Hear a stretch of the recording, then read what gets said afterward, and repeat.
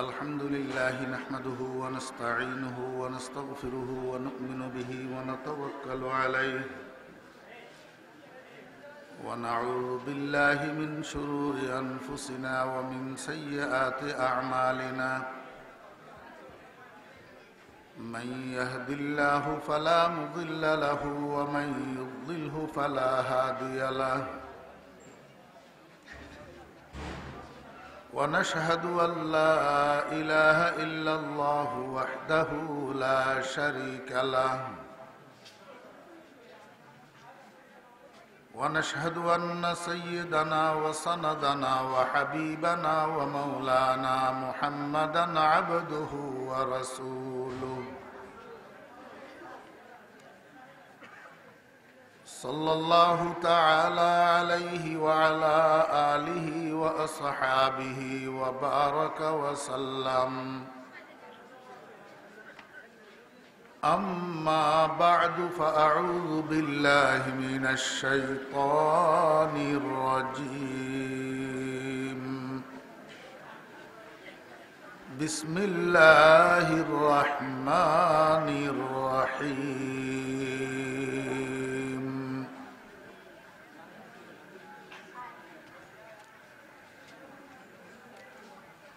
تبارك الذي بيده الملك وهو على كل شيء قدير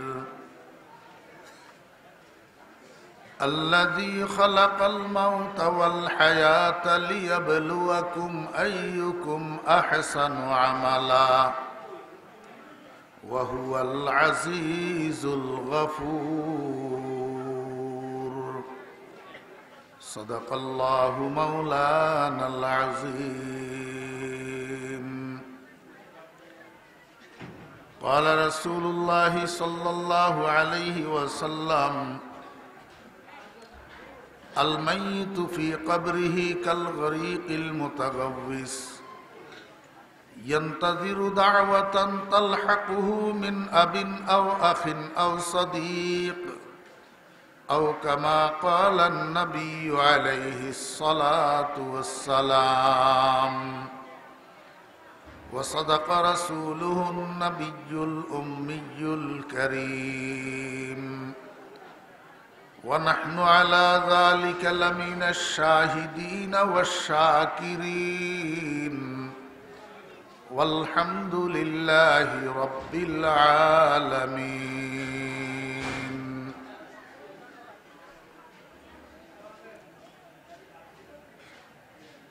काबिल एहतराम गिरामी कदर हजरात उलमाए किराम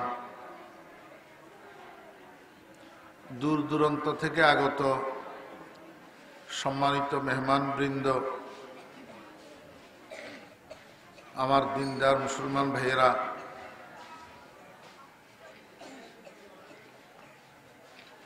পর্দার আড়ালের সম্মানিতা পর্দানশী মা ও বোনেরা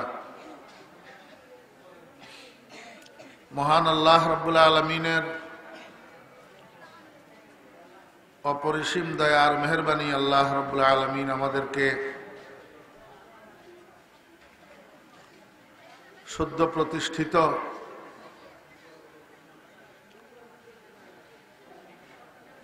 এখনো পর্যন্ত শিশু পর্যায়ের একটা দ্বীনি শিক্ষা প্রতিষ্ঠানের উদ্যোগে আয়োজিত জামিয়া ইসলামিয়া জমিরিয়া নুরুল উলুম হরিপুর সংক্ষেপে হরিপুর জমিরিয়া মাদ্রাসার উদ্যোগে আয়োজিত আজকের এই মহতী দ্বীনি মাহফিলে আমাদেরকে অংশগ্রহণ করার জন্য তৌফিক দিয়েছেন।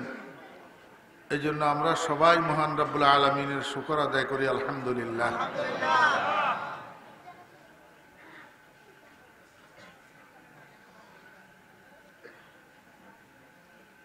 আমাদের দেশে উলামায়ে কেরামরা এই একটা কাজ শুরু করছেন মাহফিলের নামে। আগে তো এই মাহফিলগুলা মাদ্রাসা ভিত্তিকই হইতো, প্রত্যেকটা মাদ্রাসার বছরে 2টা মাহফিল হইতো, একটা মৌসুমী আর একটা বার্ষিক। এখন মাদ্রাসা ছাড়াও এই মাহফিলগুলা অনেক হয়। বিভিন্ন স্কুল কলেজের মাঠে তাফসিরুল কোরআন মাহফিলের নামে, ইসলামী সম্মেলন নামে অনেক বড় বড় সম্মেলন হয়, কিন্তু এটা চালু করছে আসলে মাদ্রাসাওয়ালারা। মাদ্রাসাওয়ালারা এটা চালু করার উদ্দেশ্য হল আমরা মুসলমানের সমাজে অনেক মানুষ এরকম আছি যারা শৈশবে কারণে অকারণে মাদ্রাসায় যাইতে পারি নাই, মাদ্রাসায় পড়তে পারি নাই। তো উনাদেরকে কিছু দিন শিখানোর জন্য, দিনই কথাবার্তা শোনানোর জন্য মাদ্রাসাওয়ালারা বৎসরে এই 2টা মাহফিলের আয়োজন করে। উদ্দেশ্য হল সর্বসাধারণ মুসলমানদেরকে দ্বীনের কথা শোনানো। বিশেষ করে এখানে মাইক ব্যবহার করে আওয়াজকে বড় করা হয়। ঘরে বাড়িতে যে সমস্ত মা বোনেরা থাকেন উনাদেরকেও দ্বীনের কিছু কথাবার্তা শোনানো। এখন আবার এই মাহফিলগুলা কালের আবর্তে কিছু প্রফেশনাল হয়ে গেছে। সত্যি কথা বলতে কি, কিছু কিছু ছেলেফেলেরা কালেকশন করি মাহফিল করে দিনদারির ভিত্তিতে। গান বাজনা না করি মাহফিল করে, গান বাজনা করলে গুনাহ, মাহফিল করলে সওয়াব। আবার কেউ কেউ এটারে ব্যবসার হাতিয়ারও বানাইছে। কালেকশন যে করে হিসাব কিতাব থাকে না, কত খরচ হইল, কত জমা রইল। এবার জমা রইছে যে এগুলা ওই মাহফিল কমিটির বড় দায়িত্বশীল যারা আছে, সভাপতি, সেক্রেটারি, ক্যাশিয়ার, হেতর গো ফকেটে ফকেটে, এরকমও আছে। আবার কিছু কিছু আছে বক্তা একজন, তার মাধ্যমে দাওয়াত দিছে, এখন কমিটির থেকে বক্তার জন্য হাদিয়া মনে করেন 10 টাকা বাজেট করাই লইছে। এবার হুজুরের দেওয়ার সময় 8 টাকা দেয় আর 2 টাকা মারি দেয়, এরকমও আছে। বাস্তব যেটা, আমি অবাস্তব কিছু বলি না। 37 বছর বয়ান করতেছি, আমার দীর্ঘ অভিজ্ঞতা আছে। আমি যে সমস্ত সমস্যাগুলোর সম্মুখীন হয়েছি সেগুলা বলতেছি। আবার কিছু কিছু বক্তাও আছে ব্যতিক্রমধর্মী, দিনদারের গোষ্ঠীও নাই, ওয়াজ করে খালি টাকার জন্য, এরকম বক্তাও আছে।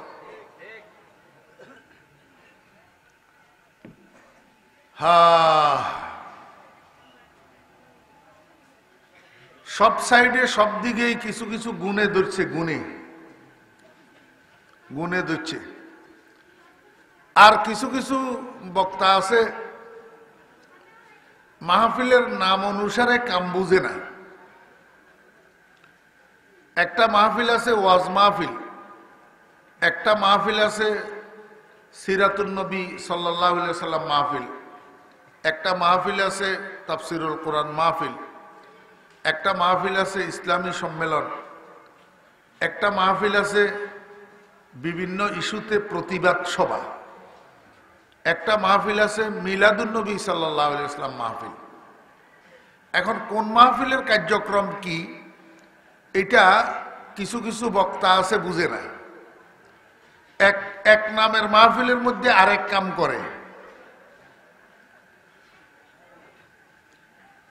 প্রতিবাদ সভারে ওয়াজ মাহফিল বানায়, আর ওয়াজ মাহফিলের প্রতিবাদ সভা বানায়। মিলাদুন নবীর মাহফিলের দরুদের মাহফিল বানায়, দরুদের মাহফিলের মিলাদুন নবীর মাহফিল বানায়। কার্যক্রম বুঝে না। এইটা করতে যাইয়া স্বাভাবিক ইসলামী কার্যক্রমগুলা এফেক্টেড হয়। বাধাগ্রস্ত হয়। এই জন্য আমরা এই জাতীয় মাহফিলগুলার নামের সাথে মিলাইয়া কাজ করলে তাহলে কাজ গতি মোতাবেক চলে, বাধাগ্রস্ত হয় না।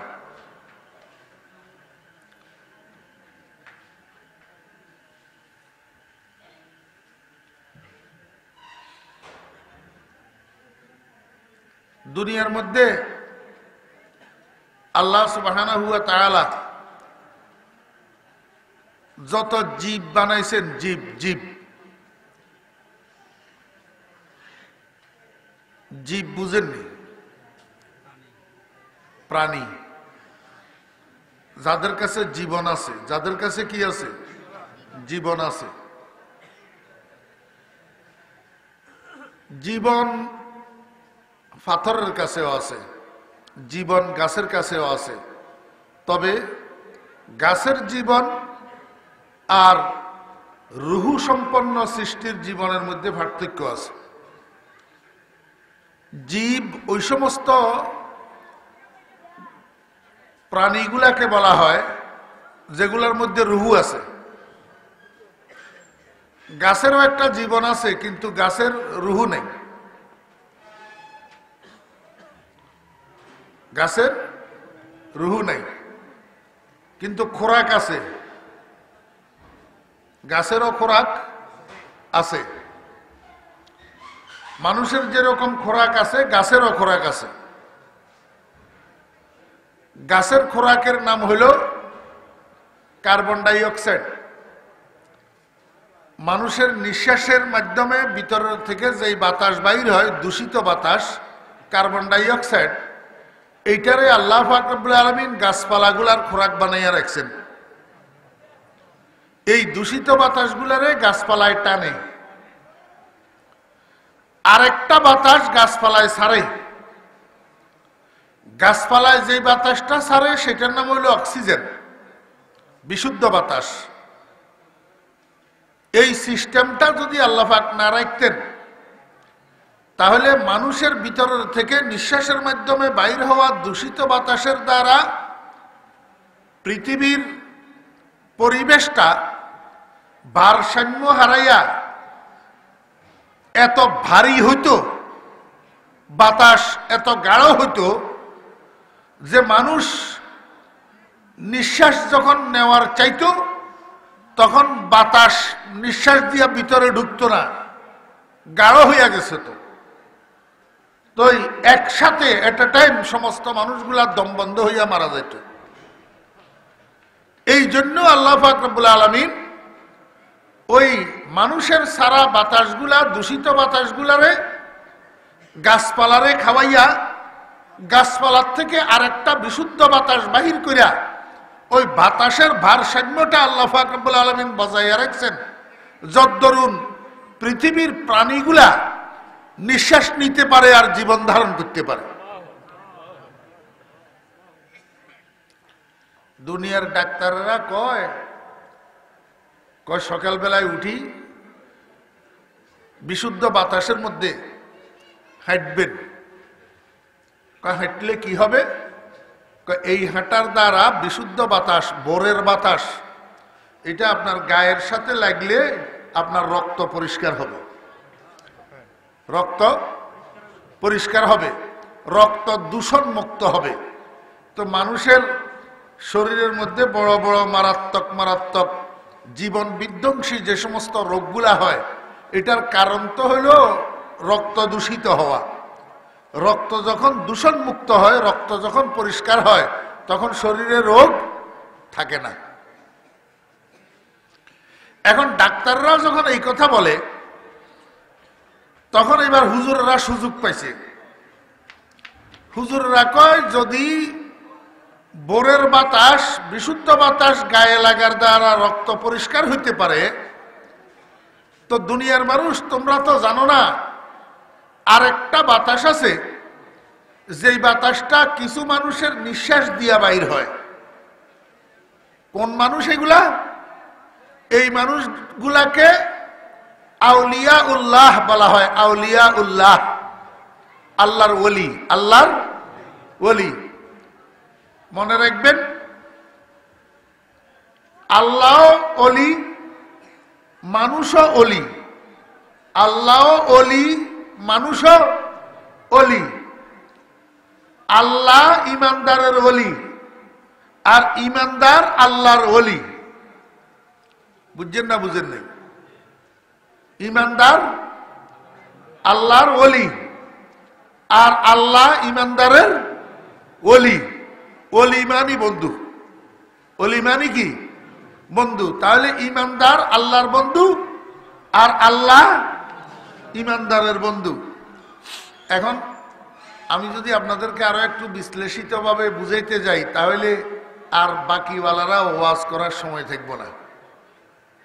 নিজের জিয়াফতের খানা নিজেই সব খেয়ে লইতে হবে, বুঝলেন? এই জন্য কথা লম্বা করতে পারতেছি না। ইমানদার আল্লাহর বন্ধু, আর আল্লাহ ইমানদারের বন্ধু। দোনো দিক থেকে যখন ভালোবাসা সমান সমান পর্যায়ে আসে, তখন এই অবস্থাটা হয়। আশেক এবং মাশুকের দরজা, প্রেমিক আর প্রেমাস্পদের পজিশন তখন সমান হইয়া যায়। आशिक व माशूक गर्दन हर दो एक, आशिक व माशूक गर्दन हर दो एक, हम तुई माशूक व आशिक निस्ते शौक। ভালোবাসার পাঁচটা স্তর আছে, পাঁচটা স্তর।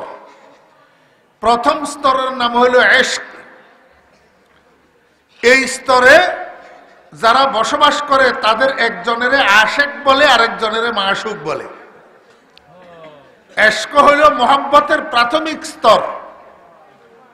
এইখানে মোহাব্বত একদিকে থাকে, আরেক দিকে থাকে না, ওয়ান সাইডেড অ্যাফেয়ার্স, একতরফা ভালোবাসা। একদিকে ভালোবাসা থাকে, আরেক দিকে ভালোবাসা থাকে না। তখন যার কাছে ভালোবাসা থাকে সে তার প্রেমাস্পদকে হাসিল করার জন্য পাগলামি করে। ঠিক মতো খায় না, ঠিক মতো ঘুমায় না, ঠিক মতো গোসল করে না, অন্যান্য মানুষের সাথে, ঘরের মানুষের সাথে ঠিক মতো কথা কয় না, হাসে না, মাতে না, একদিকে তাকাইয়া থাকে, বেবলা হইয়া থাকে। দাদি কয়, কিরে নাতি তোর এই অবস্থা হইল কেন? কয় কই কিছু তো না। কয় মিথ্যা কথা কইস না, আমারে ফাঁকি দিতে পারবি না। তোর অবস্থায়, তোর চেহারায় কয় তোর কিছু একটা হইছে। এটার নাম ইশক। এটা হইল পাগলামি। এই জন্য গোটা কোরআন শরীফের মধ্যে আপনারা দেখবেন কোথাও ইশক একটা শব্দ নাই। গোটা কোরআন শরীফের মধ্যে আশেক কোনো শব্দ নাই, মাশুক কোনো শব্দ নাই। কারণ এটা একতরফা ভালোবাসা, এটার নাম পাগলামি। জুলাইখা হযরত ইউসুফ আলাইহিস সালামকে মহব্বত করছিল যে একতরফা মহব্বত, একতরফা ভালোবাসা। কারণ বিয়ের আগের ভালোবাসা, তো বিয়ের আগের ভালোবাসা এটা নাজায়েজ ভালোবাসা, এটা অবৈধ ভালোবাসা, এটা অপবিত্র ভালোবাসা, ইলিগাল ভালোবাসা। বিয়ের আগের ভালোবাসা কোন ইমানদারের সন্তান করতে পারে না, কোন মুসলমানের সন্তান করতে পারে না। বুঝছেন না বুঝেন না? একতরফা ভালোবাসা। জুলাইখা হযরত ইউসুফ আলাইহিস সালামকে ভালোবাসি।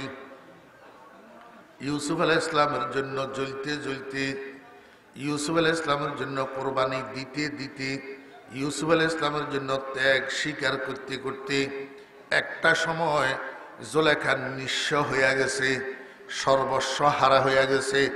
জুলাইখার কাছে ত্যাগ স্বীকার করার, কোরবানি দেওয়ার আর কিছুই ছিল না। এই সময়ের মধ্যে আল্লাহ পাকের রহমতের সাগরের মধ্যে জোয়ার এসছে। আল্লাহ কয়, জুলাইখা ওয়াল্লাযীনা জাহাদু ফীনা লানাহদিয়ান্নাহুম সুবুলানা। এখন তো তোমার কাছে কোরবানি দেওয়ার আর কিছু নাই, এই জন্য আমার রহমতের চাদর দিয়া তোমাকে ডাকিয়া লইলাম।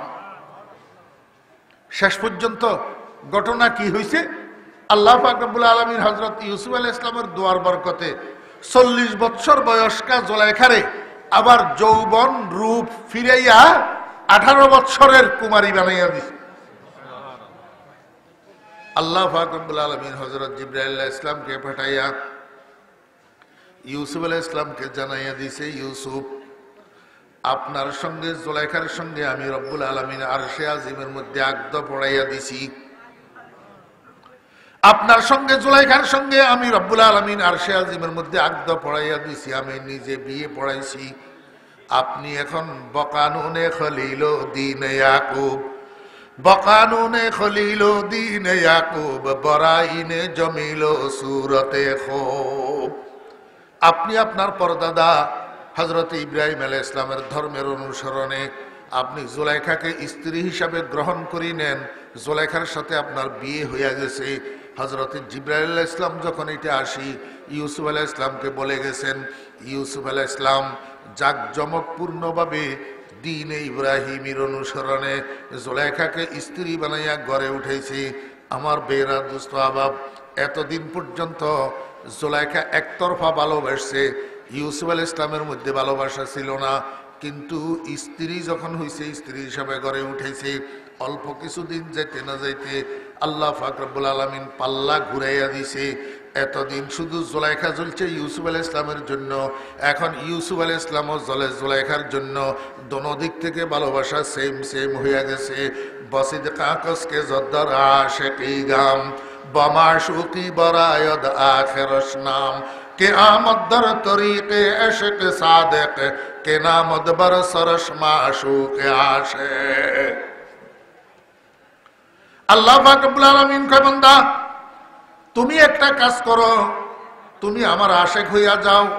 তুমি বলো লা ইলাহা ইল্লাল্লাহু মুহাম্মাদুর রাসূলুল্লাহ। আমার নামের কলমাটা তুমি পড়ো, আমার তাওহীদের কলমাটা তুমি পড়ো। এই কলমাটা পড়ি, এবার আমার হুকুমগুলা মানো, আমার নিষেধগুলার থেকে বাঁচিয়া থাকো। আমাকে পাওয়ার জন্য তুমি পাগলামি করো, পাগলামি আমাকে পাওয়ার জন্য পাগলামি করো, আমার বন্ধুর সুন্নতগুলার উপরে আমল করতে থাকো। এইটা নিয়ে তুমি লাফালাফি সাইডা সাইডি করো। করতে করতে করতে করতে এমন একটা সময় আসবে, এতদিন পর্যন্ত বান্দা তুমি শুধু আমাকে মহব্বত করতা, তুমি আমার আশিক ছিলা, এখন আমি তোমাকে মহব্বত করি, আমি তোমার আশিক হইয়া যাব। ইন্নাল্লাযীনা আমানু ওয়া আমিলুস সালিহাত সায়াজআলু লাহুমুর রাহমানু উদ্দা। তখন আল্লাহ পাকের পক্ষ থেকে ঘোষণা আসে, हम तुम्हारे तुम हमारे हो चुके, हम तुम्हारे तुम हमारे हो चुके, दोनों जानब से इशारे हो चुके। बंदा এখন তুমি আমার হইয়া গেলা, আমি তোমার হইয়া গেলাম। তুমি আমার আশিক ছিলা, আমি তোমার মাশুক ছিলাম। এখন আমি তোমার আশিক হইয়া গেলাম, তোমাকে আমার মাশুক বানাইলাম। ও বান্দা, এখন তোমার ব্যাপারে কোনো সিদ্ধান্ত নিতে আগে আমি তোমাকে জিজ্ঞেস করব, বান্দা তুমি রাজি আছো কিনা। খুদি কো কর বুলন্দ ইতনা कि हर तकदीर से पहले खुदा खुद बंदे से पूछे, बता तेरा रजा क्या है।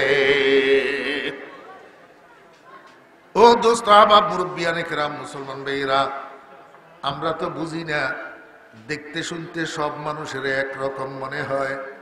চোখ একরকম, কান একরকম, ঠোঁট একরকম, হাত একরকম, রক্ত গোস্ত একরকম, হাড্ডি একরকম, চলাফেরা একরকম, চার দোকানে চা খাওয়া একরকম, বাজারে সদাই করা একরকম।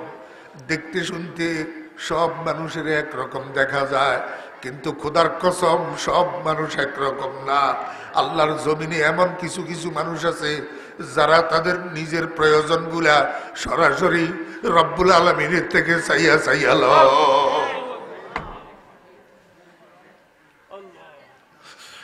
खुदी को कर बुलंद इतना कि हर तकदीर से पहले खुदा खुद बंदे से पूछे, बता तेरा रजा क्या है।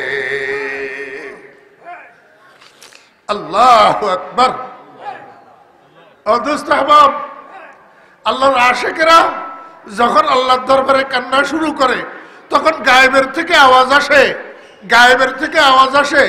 আল্লাহ পাক রব্বুল আলামিন কয়, বান্দা তোর কান্না এটা আমার কাছে ভালো লাগে, তুই আরেকটু কাঁদ, আমার কাছে কি চাইবি চা, তোর চাহিদা পূরণ করার জন্য আমি তৈয়ার। কিছু কিছু আল্লাহর আশিকেরা দুনিয়াতে এমনও আছে। এই জন্য আল্লাহ পাক রব্বুল আলামিন কোরআন শরীফের মধ্যে ইরশাদ করেছেন, আল্লাহু ওয়ালিয়্যুল্লাযীনা আমানু ইউখরিজুহুম মিনাজ-যুলুমাতি ইলান-নূর। কিছু কিছু ইমানদার মানুষ আছে, কিছু কিছু ইমানদার বান্দা আছে, এই বান্দাগুনার বন্ধু হইয়া যায় আল্লাহ নিজে। আল্লাহ যখন ইমানদারের বন্ধু হইয়া যায়, আল্লাহু আকবার, তখন ইমানদারের গলার মধ্যে আল্লাহ একটা রশি লাগায়, বিনি সুতার রশি, অদৃশ্য রশি। যেমন ছেলের গলার মধ্যে মায়ের মহাব্বতের রশি লাগানো থাকে, মায়ের গলার মধ্যে ছেলের মহাব্বতের রশি লাগানো থাকে। এই ছেলে দুবাই গেলে 2 বছর পরে, 1 বছর পরে, 5 বছর পরে হইলেও আবার মায়ের মহব্বতের রশিয়ে টানি, ছেলে এইটারে দুবাই থেকে মায়ের কোলে আনি পৌঁছাই দিয়ে। অদস্ত স্বামীর গলার মধ্যে স্ত্রীর মহব্বতের রশি লাগানো থাকে, স্ত্রীর গলার মধ্যে স্বামীর মহব্বতের রশি লাগানো থাকে। এই স্বামী যদি জাপান জার্মানও যায়, স্ত্রীর মহব্বতে টানি আবার স্ত্রীর বুকে স্বামীরে ফিরাই আনে। আল্লাহ কয়, বান্দা আমি মানুষ কতগুলারে মহব্বত করি, মানুষ কতগুলারে আমার বন্ধু বানাই, এই মানুষগুলার গলার মধ্যে আমার মহব্বতের রশি লাগাই। এই রশি দিয়ে টানি টানি আমি মানুষ এগুলারে মসজিদে নিয়ে যাই, মাদ্রাসায় নিয়ে যাই, ওয়াজের মাহফিলে নিয়ে যাই, হক্কানি পীর মাশায়েখের দরবারে নিয়ে যাই, তবলিগের জামাতে নিয়ে যাই। এই মানুষ এগুলারে জীবনের কোনো এক মুহূর্তে হইলেও আমি আমার মহব্বতের রশি দিয়া টানিয়া মক্কার মদিনায় নিয়ে যায়। রিশতায়ে দর গর্দনম আফগন্দা দোস্ত, রিশতায়ে দর গর্দনম আফগন্দা দোস্ত, মি বরধার যাকে খাতের খাহেউস। আমরা কিছু মানুষ বুঝি না, আমরা সমান মনে করি সেম সেম মানুষ, আমার মতো না, আমার মতো না, আসলে না। এই জন্য আল্লাহর আরেফ আল্লামা রুমি রাহমাতুল্লাহ আলাইহি বলেন, ও দুনিয়ার মানুষেরা, জুমলা আলম জি সবব গুমরাহ শুদ, কম কসে জবদাল হক আগাহ শুদ, হামসরিবা আম্বিয়া বরদাশ তন্দ, আউলিয়ারা হাম চুখদ পিন্দাশ তন্দ। কিছু মানুষ বোকার স্বর্গে বাস করে, নবীদেরকে নিজেদের মতো মনে করে, অলিদেরকে নিজেদের মতো মনে করে। আসলে আল্লাহর অলিরা, নবীরা, রসুলেরা সর্বসাধারণ মানুষের মতো না।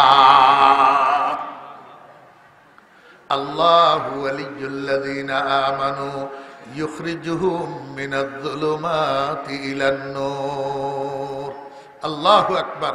আমি আপনাদেরকে বুঝাইতে চাইছিলাম, আল্লাহ পাক রব্বুল আলামিন এই দুনিয়াতে 2 রকমের সৃষ্টি বানাইছেন।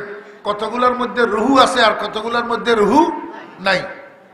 যেগুলোর মধ্যে রুহু নাই তাদের হায়াতও নাই, মৌতও নাই, তাদের জীবনও নাই, মরণও নাই। আর যত প্রাণীর মধ্যে রুহু আছে, যত সৃষ্টির মধ্যে রুহু আছে, এগুলার একটা হায়াত আছে, একটা মৌত আছে, আছে না নাই? যত সৃষ্টির মধ্যে প্রাণ আছে, যত সৃষ্টির মধ্যে রুহু আছে, এগুলার একটা জীবন আছে, একটা মরণ আছে, আছে না নাই? ও বেইরা দোস্ত আবাব, মরগেরও একটা জীবন আছে, একটা মরণ আছে, হাঁসেরও একটা জীবন মরণ আছে, গরু ছাগলেরও একটা জীবন মরণ আছে, সাপ বিচ্ছিরও একটা জীবন মরণ আছে। মশা কতগুলা আমারে কামড়াচ্ছে, এই মশা এগুলার একটা জীবন মরণ আছে। মাছি কতগুলা ঘরের মধ্যে উড়েছে, মাছি এগুলারও একটা জীবন মরণ আছে। অর্থাৎ যত প্রাণী আছে, যত জীব আছে, সবের একটা জীবন মরণ আছে। কিন্তু এখন বুঝার বিষয় হইল, জীবন আগে না মরণ আগে? কোন না, জীবন আগে না মরণ আগে?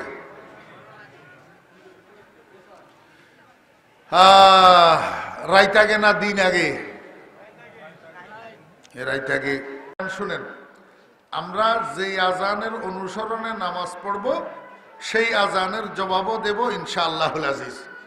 এখানে আজান হবে তো, প্রত্যেক মসজিদে আপনার টাইম অনুসারে আজান হইতেছে। আমাদের এখানেও আজান হবে ইনশাআল্লাহ, জামাতের সহিত এশার নামাজ হবে। কথা বুঝছেন না বুঝেন নাই?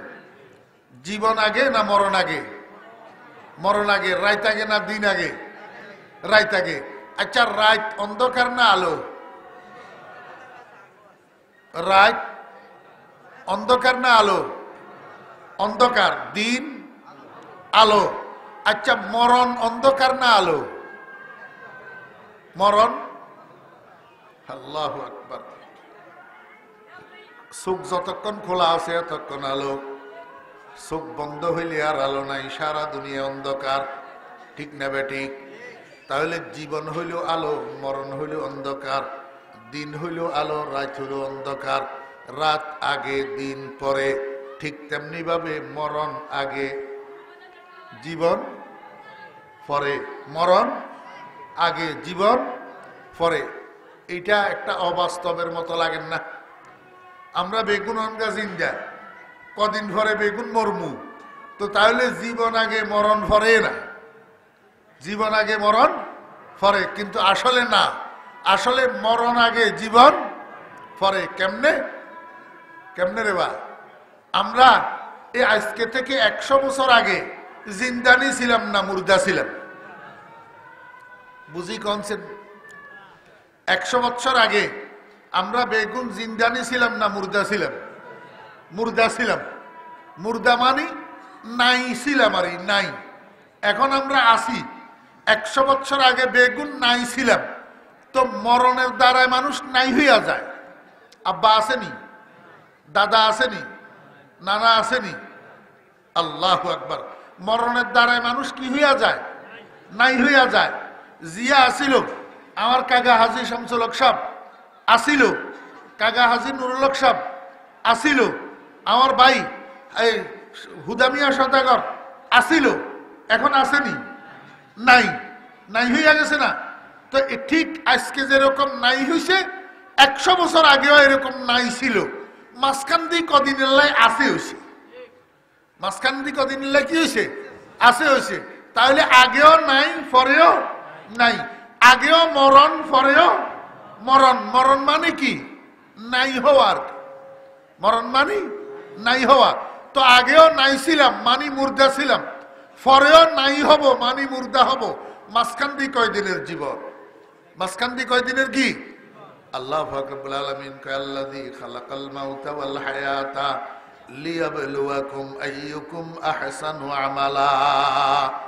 ওই আল্লাহ যিনি সৃষ্টি করেছেন মৃত্যুকে এবং জীবনকে, মরণ এবং জীবন দুটোটাকে সৃষ্টি করছেন। আল্লাহ আগে কইছেন মরণ, আগে কইছেন কি? মরণ। আল্লাযী খালাকাল মাউতা, তারপরে কয় ওয়াল হায়াতা। মরণের কথা আগে কেন বললেন? দুনিয়ার মানুষকে এই কথা বোঝানোর জন্য, হে দুনিয়ার মানুষ, তোর আগে মরণ, তুই আগে নাই আসিলি, আবার নাই হইয়া যাবি, মাঝখানে এইটা তোর হায়াত, অল্প কয়দিনের হায়াত, এইটা নিয়ে কোন রকমে জীবনটা যাপন কর। এখানে বেশি রং তামাশার কাজ নাই, এখানে বেশি আরামায়েশের কাজ নাই, এখানে বেশি ভোগবিলাসিতার কাজ নাই। এটা জুপড়ি জাপড়ির মতো কোন রকমে হায়াতটা কাটাই দে, বেড়াজ্জার্গো মতো, যাযাবরের মতো কোন রকমে হায়াতটা কাটা। তোর আসল ভোগবিলাসিতার জায়গা হলো জান্নাতুল ফেরদাউস। শেখ সাদি রহমতুল্লাহ আলাইহির মেয়ে আছিল দুইটা। শেখ সাদি রহমতুল্লাহ আলাইহির মেয়ে বিশ্বকবি তাজুল আউলিয়া হযরত শেখ মুসলিহুদ্দিন সিরাজি সাদি রহমতুল্লাহ আলাইহির মাইয়া দুগা আছিল। তো শেখ সাদি রহমতুল্লাহ আলাইহি বিশ্ব ভ্রমণ করত। একবার বাড়ি থেকে বাইর হইছে, বেশ কয়েক বছর পরে আবার বাড়িতে আসছে। ওই যাওয়ার সময় মেয়ে এগুলা শিশু ছিল, ছোট্ট ছোট্ট, একটা দুধে ছিল। তো 8-10 বছর পরে আবার বাড়িতে আসছে। তো বাড়িতে আসার দিন বাড়ির পাশের যেই বাজার, এই বাজারে উনি টুপি কেনার জন্য গেছে। উনার টুপি লাগবো, টুপি কিনতে গেছে। দেখে যে বাজারে মাইয়া দুগায় বসে বসে টুপি বিক্রি করে, মাইয়া দুগায়। তো হযরত শেখ সাদি রহমতুল্লাহ আলাইহি মাইয়া এগুনের কাছে যাই, জিজ্ঞাসা করেন, ই বচন্দ ই বচন্দ ই বচন। উনি কবি ছিলেন, তো কথায় কথায় কাব্য বলতেন। উনি এমনি কথা কইলেও এটা কাব্য হইয়া যাইত। তো মাইয়া এগুনের যাই জিজ্ঞাসা করেন, ই বচন্দ ই বচন্দ ই বচন, এটা কত, এটা কত, এটা কত।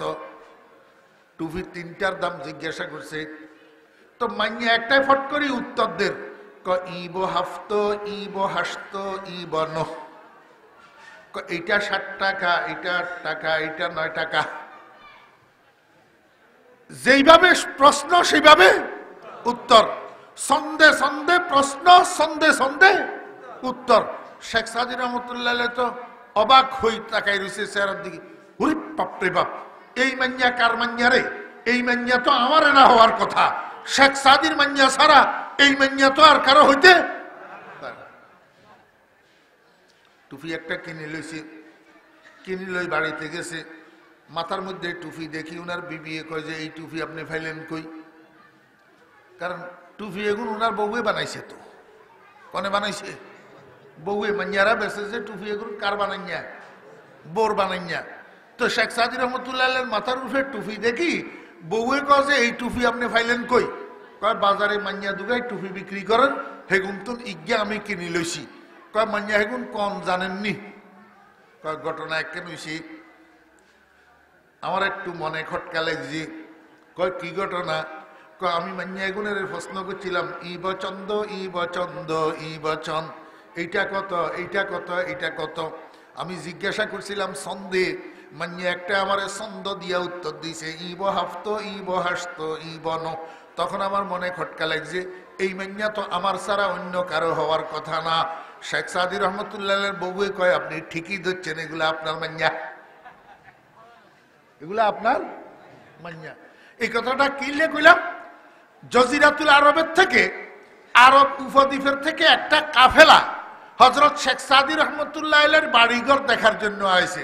শৌখিন মানুষ, শখ আর কি। শেখ সাদি রহমতুল্লাহ আলাইহি বিশ্ববিখ্যাত কবি, উনার বাড়িঘর একটু ভ্রমণ করব, দেখব। হ্যাঁ, তো জজিরাতুল আরবের থেকে মুলকে সিরাজ আসছে। মনে করছিল যে বিশ্বনন্দিত কবি, দালান কোটা অট্টালিকা, তারপরে সাইড ওয়াল মাইড ওয়াল একবারে গর্জিয়ে সইব, তাদের একটা খেয়াল ধারণা ছিল আর। ওমা এখানে আসি দেখেছেন নারার নারার বেড়া তারাসানি, নারার বেড়া তারাসানি, জুপড়ি জাপড়ি কর একটা ভাঙ্গি চুরি ফড়ের, বুঝলেন? এগুলো এইটা দেখি এগুলোর মন খারাপ হয়ে গেছে। তো একজনে কাব্য রচনা করে, সাদিয়া শিরাজিয়া না মশবসাস খানা আশরা দিদাম খারো খসাস। কয় শেখ সাদি খালি নামে সর্বস্ব, কামের বেলায় তো কিচ্ছু নেই। মনে করছিলাম বিশ্ববিখ্যাত একজন কবি, বুঝি দালান কোটা অট্টালিকা হইব। এখন তো দেখি ঝুপড়ি জাপড়ি ভাঙ্গা চুরাগর, কিচ্ছু তো করতে পারে না, খালি ফন্ডিতে না, খালি মনোযোগ আছে নি, খালি ফন্ডিতে না। এখন আমাদের দেশের মানুষও বর্তমানে এই দালান কোটা অট্টালিকা গাড়ি বাড়ি এগুলার সফলতা মনে করে। হ্যাঁ, এগুলা না থাকলে মনে করে যে খালি ফন্ডিতে না, বুঝছেন? এখন এই কথা যে কইছে ফাঁসাদি শেখ সাদির মান্যা কিন্তু আছে। শেখ সাদির মান্যা কি কইল? সাদিয়া শিরাজিয়া না মশবসাস খানা আশরা দিদাম খারো খসাস। শুনছিলাম শেখ সাদি, মনে করছিলাম বিরাট কিছু, মনে করছিলাম আলিশান দালান কোঠা ঘর বাড়ি হইব। এখন তো দেখি জুপড়ি জাপড়ি ঘর, কিচ্ছু তো করতে পারে না, জীবনটা বিফল। জীবনটা কি বিফল। সঙ্গে সঙ্গে শেখ সাদি রহমতুল্লাহ আলাইহির মেয়ে উত্তর দিতেছে, কাফেলা রফতন্দে মাহাম মিরবেম আজবরায় চন্দে রোজাই বসাস। কাফেলা রফতন্দে মাহাম মিরবেম আজবরায় চন্দে রোজাই বসাস। ও আরব উপদ্বীপের কাফেলা, তোমরা যেরকম এই রাস্তা দিয়ে আসছো আবার চলে যেতেছ, অল্প কতক্ষণ এখানে অবস্থান করতেছ, এইরকম এই রাস্তা দিয়ে আরো অনেক কাফেলা আসা যাওয়া করে, আরো অনেক মরুচারী দল, আরো অনেক মরুভূমির দল এই রাস্তা দিয়ে আসা যাওয়া করে। আমাদের এখানে কিছুক্ষণ দাঁড়ায়, শেখ সাদির বাড়িঘর গুলা দেখে, আবার কিছুক্ষণ পরে আবার চলে যায়, আবার কিছুক্ষণ পরে আবার চলে যায়। ঠিক মনে করো দুনিয়াটাও এইরকম, এরকম পথিকের জন্য সামান্যক্ষণ অবস্থানের জায়গা।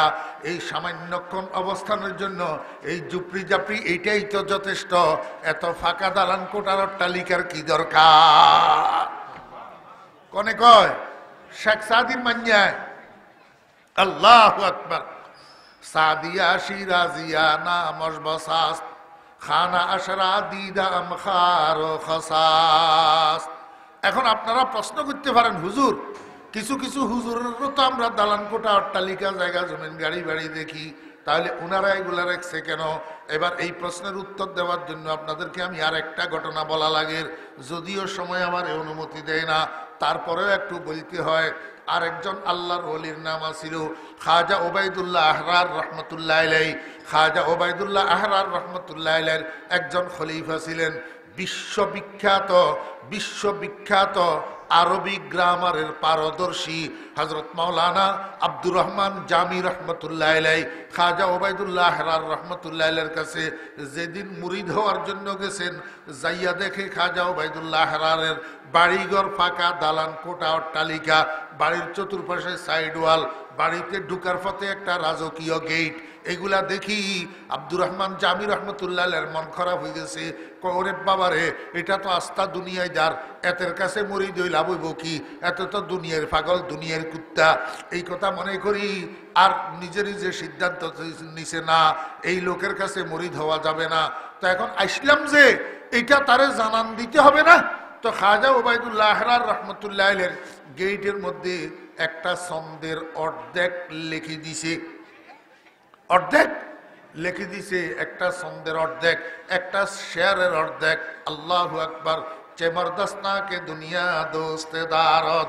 ওই মানুষটা কেমন আল্লাহর ওলি, যাদের লগে দুনিয়ার লগে বন্ধুত্ব থাকে, যাতে দুনিয়ার ভালোবাসে, দুনিয়ার কুত্তা, এতে কেমনি আল্লাহর ওলি হয়? এই কথাটা গেটের মধ্যে লিখে দিই। তারপরে ফিরি যাওয়ার সময় খাজা ওবায়দুল্লাহ আহরার রহমতুল্লাহ আলাইহির বাড়ির দরজায় মসজিদ একটু আসিল, মনে মনে খেয়াল করছে মসজিদের বারান্দার মধ্যে কতক্ষণ বিশ্রাম করি, তারপরে চলি যামু। আব্দুর রহমান জামি খাজা ওবায়দুল্লাহ আহরার রহমতুল্লাহ আলাইহির মসজিদের বারান্দায় যাইয়া আরাম করছে, একটু বিশ্রাম করেন। এই বিশ্রামের মধ্যে ওনার চোখে ঘুম আসে গেছে। ঘুমের মধ্যে স্বপ্নে দেখতেছে কিয়ামতের মাঠ কায়েম হয়েছে, হিসাব নিকাশ চলতেছে। এক সময় আব্দুর রহমান জামির ডাক পড়ছে হিসাব দেওয়ার জন্য। আব্দুর রহমান জামি আল্লাহর দরবারে হিসাব দিতে গেছে। হিসাব দিতে একটা নেকি শর্ট পড়ে গেছে, বদি একটা বেশি, নেকি একটা কম। আল্লাহ পাক কয়, ও আব্দুর রহমান, কিয়ামতের ময়দানের থেকে তালাশ করি একটা নেকি নিয়ে আসো, আত্মীয় স্বজন বন্ধু বান্ধব যারা আছে তাদের থেকে একটা নেকি নিয়ে আসো, তাহলে তোমারে আমি মুক্তি দিয়া দিমু, নাজাত দিয়া দিমু। আব্দুর রহমান জামি রহমতুল্লাহ আলাইহি কিয়ামতের ময়দানে যাইয়া ঘুরতেছে। আত্মীয় স্বজন, মা বাপ, ভাই বেরাদর, বন্ধু বান্ধব যতজনের কাছে গেছে একটা নেকি চাওয়ার জন্য, কেউ দাঁড়াইয়াও কথা কয় না, কেউ কথা কইতেও তৈয়ার না, চিনতেও তৈয়ার না, পরিচয় দিতেও তৈয়ার না। ইয়াউমা ইয়াফিরুল মারউ মিন আখিহি ওয়া উম্মিহি ওয়া আবিহি ওয়া সাহিবাতিহি ওয়া বানিহি। ও ভাই বন্ধুরা, কার লাগিয়া বান্ধ বাড়ি ঘর, কার লাগিয়া বান্ধ বাড়ি ঘর মনরে, কার লাগিয়া বান্ধ বাড়ি ঘর। আপন আপন ভাব যাদের সবই তোমার পর মনরে, কার লাগিয়া বান্ধ বাড়ি ঘর। বাপে ছেলের পরিচয় দিবে না, ছেলে বাপের পরিচয় দিবে না, ভাই ভাই পরিচয় দিবে না, স্ত্রী স্বামীর পরিচয় দিবে না, স্বামী স্ত্রীর পরিচয় দিবে না, বাপে ছেলের পরিচয় দিবে না। বলবে দুনিয়াতে আমার কোনো ছেলে ছিল না, ছেলে বলবে দুনিয়াতে আমার কোনো বাপ ছিল না। কে আপনি? আমি আপনারে চিনি না। আব্দুর রহমান জামি রহমতুল্লাহ আলাইহি কিয়ামতের মাঠ পুরাটা ঘুরছে। নেকি দেওয়া তো দূরের কথা, পরিচয় দ্বিতীয় কেউ তৈয়ার না। ফেরত যাইতেছে আল্লাহর দরবারে নিরাশ হইয়া, নেকি পাইল না। এই সময়ের মধ্যে বুড়া মানুষ একটা পিছনের দিক থেকে ডাক দিছে, আব্দুর রহমান। আব্দুর রহমান জামি রহমতুল্লাহ আলাইহি পিছনের দিকে তাকাইয়া দেখে বুড়া মানুষ একটা ডাকে, বিরক্তি বোধ করতেছে। ওই খাজা ওবায়দুল্লাহ আহরার রহমতুল্লাহ আলাইহি আল্লাহু আকবার। আস্তে আস্তে দুইজনের দিকে অগ্রসর হয়েছে। খাজা সাহেব রহমতুল্লাহ আলাইহি আব্দুর রহমান জামিকে জিজ্ঞেস করে, কই আব্দুর রহমান, নেকি পাও নাই? আব্দুর রহমান জামি রহমতুল্লাহ আলাইহি কয়, হুজুর আপনি কে? নেকি তো দূরে থাক, আত্মীয় স্বজন সবার সাক্ষাৎ পাইলাম, কিন্তু কেউ তো পরিচয় দিতেও রাজি নাই, নেকি দেওয়া তো দূরে থাক। হযরতে খাজা ওবায়দুল্লাহ আহরার রহমতুল্লাহ আলাইহি উনি আব্দুর রহমান জামি রহমতুল্লাহ হাতের মধ্যে 2টা নেকি দিয়া দিছে। আব্দুর রহমান তুমি একটা নেকি তালাশ করতেছ, যাও আমি তোমার 2টা নেকি দিয়া দিলাম, এই 2টা নেকি নিয়া আল্লাহর দরবারে পেশ করো, তাহলে তুমি নাজাত পাইয়া যাইবা। নেকিগুলা হাতে দেওয়ার সময় খাজা ওবায়দুল্লাহ রহমতুল্লাহ আলাইহি কয়, আগার দারদ বরায়ে দোস্তে দারদ, আগার দারদ বরায়ে দোস্তে দারদ। ও আব্দুর রহমান জামি, দুনিয়ার সব মানুষের দালান কোঠা দেখি, দুনিয়াদারি ধন সম্পদ দেখি, সবের দুনিয়ার গোলাম মনে করিও না, সবের দুনিয়ার কুকুর মনে করিও না, সবের দুনিয়াদার মনে করিও না। কিছু কিছু মানুষ আছে দুনিয়ার সাথে সম্পর্ক রাখে, দুনিয়ার মাল দৌলত রাখে। তোমার মতো বন্ধুরা কিয়ামতের মধ্যে আটকা পড়লে তাদেরকে ছুড়ানোর জন্য, তাদেরকে কি করার জন্য? ছুড়ানোর জন্য। ওই দ্বিতীয় অর্ধেকের মধ্যে কথা এটা বলে দিছে খাজা ওবায়দুল্লাহ আহরার রহমতুল্লাহ আলাইহি, আগার দারদ বরায়ে দোস্তে দারদ। মনে আসেনি? দেখতেছে তো স্বপ্ন, দেখতেছে কি স্বপ্ন। হঠাৎ করে ঘুম ভাঙ্গি গেছে আব্দুর রহমান জামি রহমতুল্লাহ আলাইহি, বিচলিত হইয়া গেছে। কিরে কি দেখলাম, এটা কি দেখলাম? ভিতরের মসজিদের ভিতরের থেকে বয়ানের আওয়াজ আসতেছে, ওয়াজের আওয়াজ আসতেছে। এই কিরে বেড়া, ভিতরের মসজিদের ভিতরের থেকে ওয়াজের আওয়াজ আসতেছে। তো এবার আব্দুর রহমান জামি রহমতুল্লাহ আলাইহি শোয়ার থেকে উঠে বসছে। কিরে ভিতরে ওয়াজ করে কে? ভিতরের দিকে তাকাই দেখেছে ওই বুড়া মানুষ যেটারে স্বপ্নে দেখছে সেইটা না মিম্বরের উপরে বসে বসে ওয়াজ করে। তাহলে এবারে উনার বুঝার আর বাকি আসেনি যে উনি খাজা ওবায়দুল্লাহ আহরার পিছন দিয়ে যাই বসছে। বসে শ্রোতা একজনের জিজ্ঞাসা করেন, উনি কে? উনি খাজা ওবায়দুল্লাহ আহরার। এই কথা বলার সাথে সাথে আব্দুর রহমান জামি রহমতুল্লাহ আলাইহি বসার থেকে উঠি যাইয়া খাজা সাহেব রহমতুল্লাহ আলাইহির পায়ের উপরে পড়ছে, হুজুর আমারে মাফ করে দেন। এই সময়ের মধ্যে খাজা ওবায়দুল্লাহ আহরার রহমতুল্লাহ আলাইহির জবান থেকে বাইর হয়, আগার দারদ বরায়ে দোস্তে দারদ। ও আব্দুর রহমান জামি, তুমি আমার দুনিয়ার কুত্তা কেন লিখলে আমার গেটের মধ্যে? তুমি আমাকে দুনিয়াদার কেন লিখলা? আমি দুনিয়ায় রাখছি ঠিক, কিন্তু নিজের জন্য না, তোমার মতো বন্ধুদেরকে বাঁচানোর জন্য। ও ভাইয়েরা, দোস্ত আবাব, সবাই রে ভুল বুঝবেন না। আলেম ওলামার মধ্যেও কিছু ধনী মানুষ আছে, আলেম ওলামার মধ্যেও কিছু ধনী মানুষ আছে।